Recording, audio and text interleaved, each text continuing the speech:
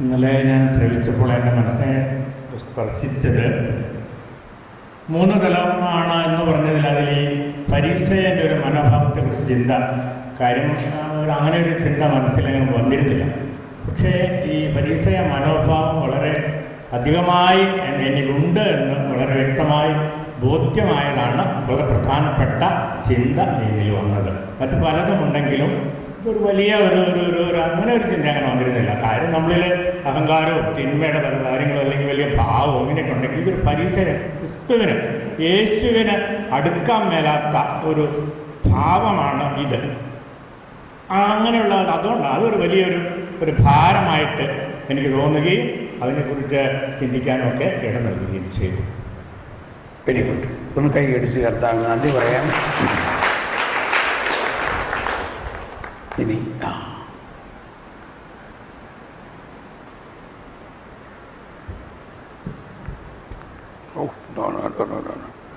Praise the Lord.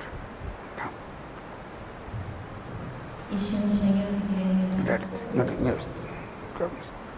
ഞാൻ വ്രതം ചെയ്തിട്ട് 33 വർഷമായ സിസ്റ്ററാണ്.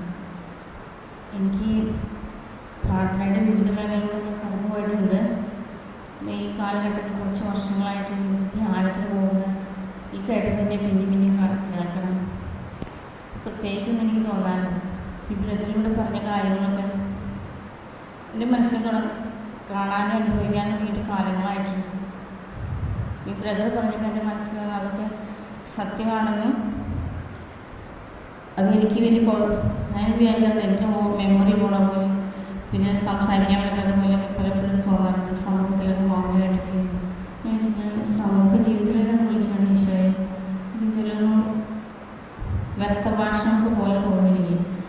അപ്പോൾ ഇതിൻ്റെ മീനിങ്ങൊക്കെ പിന്നെ കൂടുതൽ എനിക്കും ബോധ്യങ്ങൾ തരുന്നുണ്ടെങ്കിൽ തന്നെ എനിക്ക് ഇതിപ്പോൾ ഒരു വേറൊരാളുടെ അനുഭവങ്ങളും പിന്നെ ഇവിടെ കേട്ടിട്ടുള്ള അനുഭവം വെച്ച് കഴിയുമ്പോൾ എനിക്ക് കുഴപ്പമില്ലാതെ ഈശോ തന്നെ പറയണമെന്നുള്ളൊരു ബോധ്യം എൻ്റെ മനസ്സിലേക്ക് വന്നു.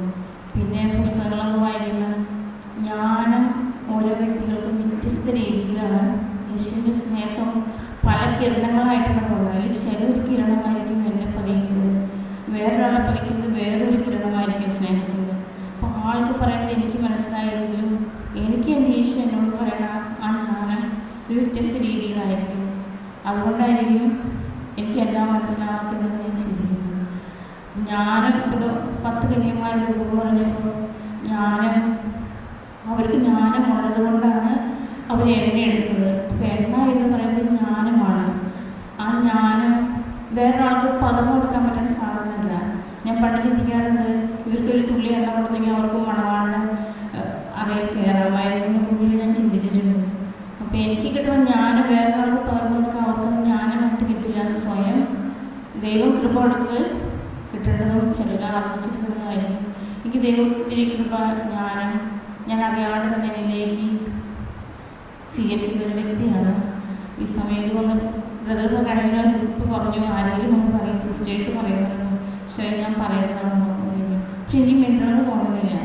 ബ്രദർ പറയുമ്പോൾ നിർത്തി പോണേ അല്ലെങ്കിൽ ഇത് പാട്ട് പോകണമെന്നൊക്കെ ഞാൻ ചിന്തിച്ചു പോകും. ഇപ്പോൾ സംസാരിക്കാതെ ഇരിക്കുന്നവരല്ലോ. അപ്പോൾ ചോദിച്ചാൽ അതിൻ്റെ സ്വാർത്ഥതയുണ്ടോ എന്ന് വിചാരിച്ച് എന്നെ തന്നെ ഒന്ന് ഇതാക്കാൻ വേണ്ടി ഞാനോട് കാര്യം. Thank you. Praise the Lord. നമുക്കിപ്പോൾ ഭക്ഷണത്തിന് പോവുകയാണ്. സൂക്ഷിക്കണം. It's okay.